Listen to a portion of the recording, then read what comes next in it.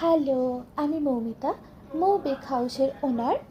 এই যে তোমরা অনেকেই বলে থাকো বেন্টো কেক বা মিনি কেক, এই কেকগুলো তো সাইজটা খুবই ছোট হয়, কিন্তু জিনিস অনুযায়ী প্রাইসটা একটু বেশি হয়। তো তারা একটু ভিডিওটা লক্ষ্য করে দেখো, এটা একটা বেন্টো কেক ভ্যানিলা ফ্লেভারের। কিন্তু আমি তোমাদের একটাই কথা বলতে চাইছি, একটা ছোট কেক বা একটা বড় কেকের মধ্যে পার্থক্য কিছুই থাকে না, এফর্ট সেমই লাগে, মেটেরিয়াল সেমই লাগে, শুধু সাইজে ছোট বড় হয়। তো সেই হিসাবে প্রাইসটা তোমরা যে বলো যে bento cake mini cake price costly, এর থেকে একটা হাফ পাউন্ড কেক হয়ে যাবে বা 1 পাউন্ড কেক নেওয়া বেটার। অবশ্যই বেটার, কিন্তু এফর্ট বা মেটেরিয়াল কোনো কিছুই কম থাকে না।